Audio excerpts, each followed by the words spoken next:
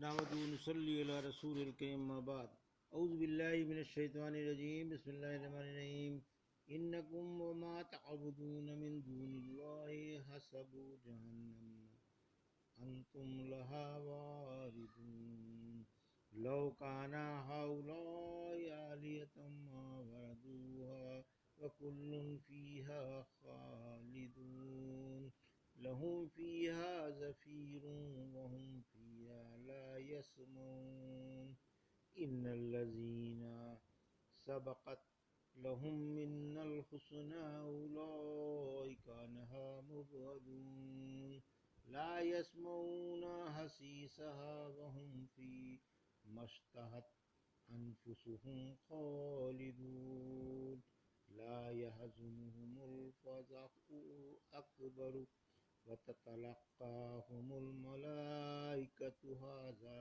يومكم الذي كنتم توعدون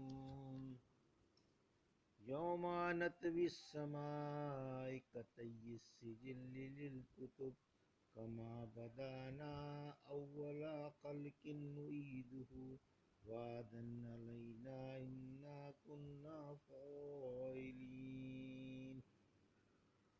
ابھی آپ نے سورہ انبیاء کی آیت 98 سے 104 کی تلاوت سماعت فرمائی۔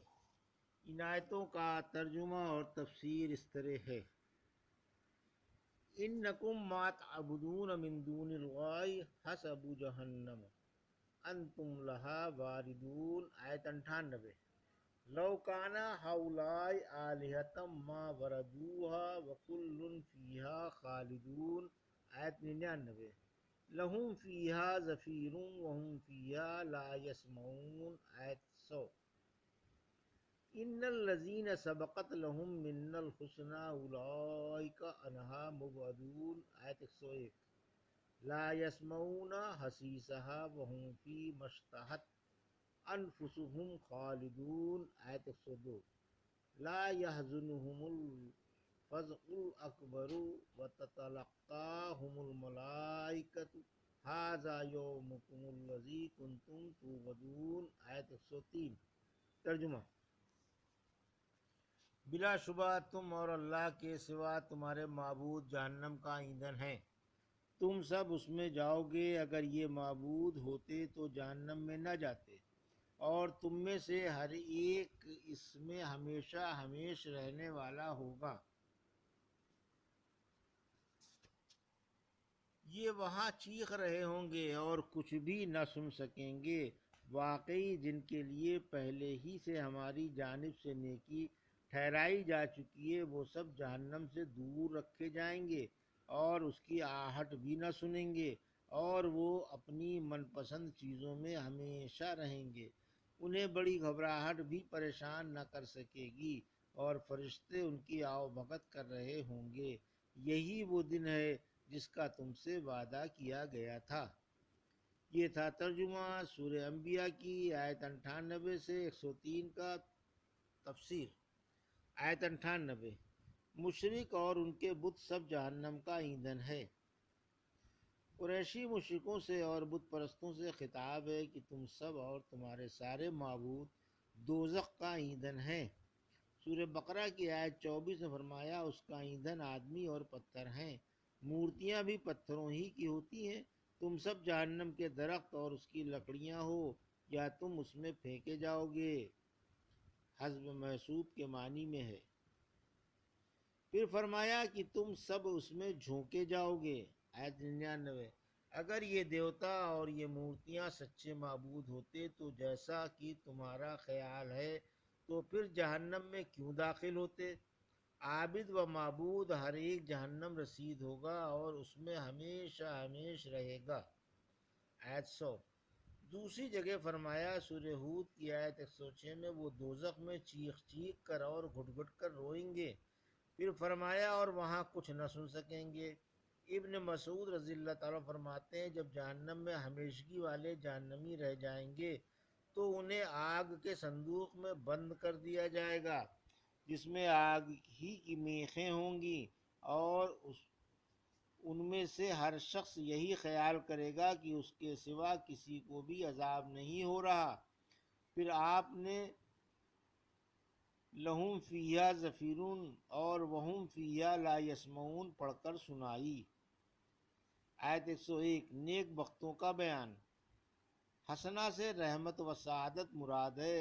اوپر بدبختوں کا بیان تھا، یہاں نیک بختوں کا بیان ہے کہ یہ وہ ہیں جنہیں اللہ پہلے ہی سعادت مند ٹھہرا چکا ہے اور انہوں نے دنیا میں اللہ کی خوشنودی کے لیے شریعت کے مطابق عمل کیے تھے، موحد تھے اور شرک سے بیزار تھے، اسی وجہ سے یہ جہنم سے دور رہیں گے۔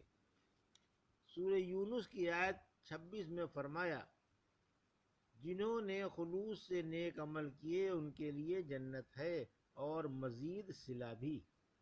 آیت 102 یعنی انہیں جہنمیوں کے جلنے کی آواز سنائی نہ دے گی۔ پل صراط پر جہنمیوں کو ناگ ڈس رہے ہوں گے اور پھنکاریں مار رہے ہوں گے، مگر جنت والوں کو نہ ناگ نظر آئیں گے اور نہ ان کی پھنکاریں سنائی دیں گی۔ پھر فرمایا کہ جنتی تو اپنے من پسند عیشوں میں ہمیشہ ہمیش رہیں گے، اللہ انہیں خطروں اور دہشتوں سے بچا لے گا اور ان کی مرادیں اور تمنائیں بر لائے گا۔ ایک دفعہ رات کو علی رضی اللہ عنہ نے یہ آیت پڑھ کر سنائی کہ میں عمر، عثمان، زبیر، طلحہ، عبد الرحمن بن عوف یا سعد رضی اللہ عنہ انہی لوگوں میں سے ہیں۔ نماز کی تکبیر ہو گئی تھی، آپ جلدی سے لا یسمعون پڑھتے ہوئے کھڑے ہوئے ہو گئے۔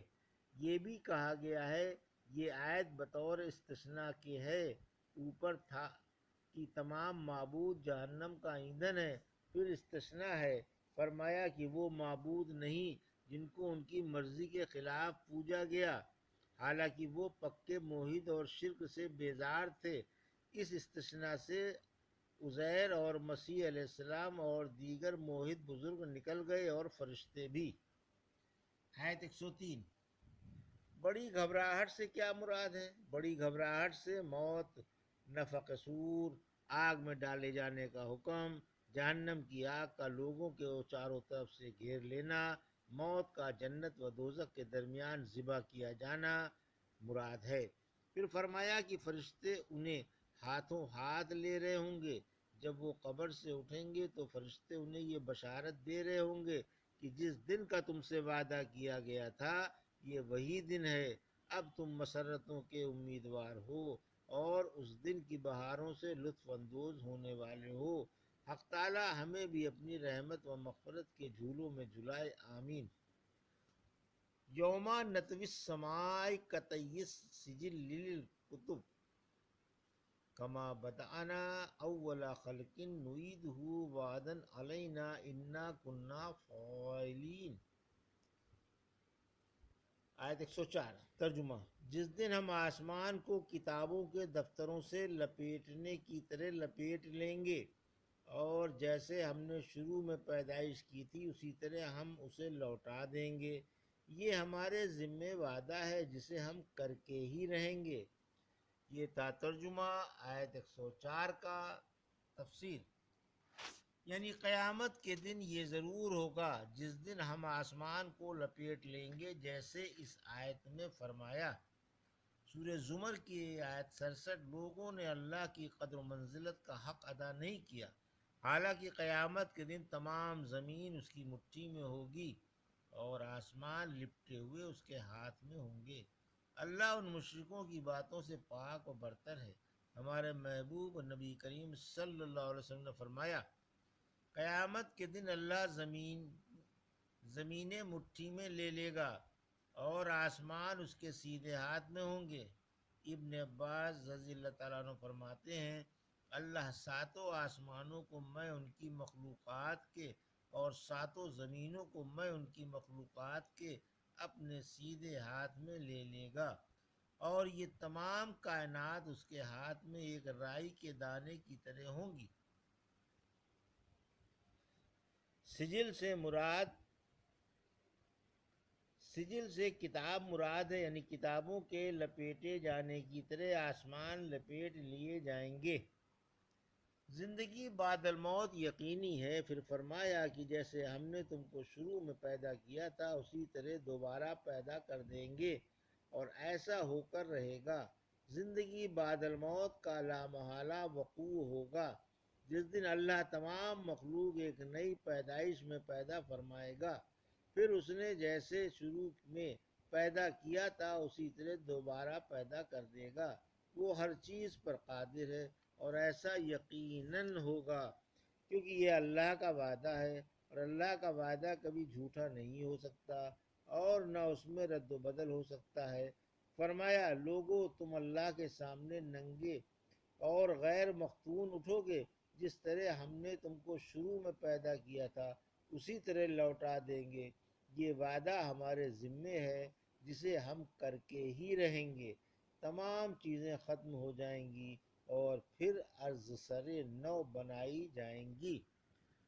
یہ تھا سورہ انبیاء کی آیت 98 سے 104 کا ترجمہ اور تفسیر جو بھی آپ نے سماعت فرمائی۔ بارک اللہ لی ولکم فی القرآن الحکیم ونفعنا ایاکم بآیات الذکر الحکیم۔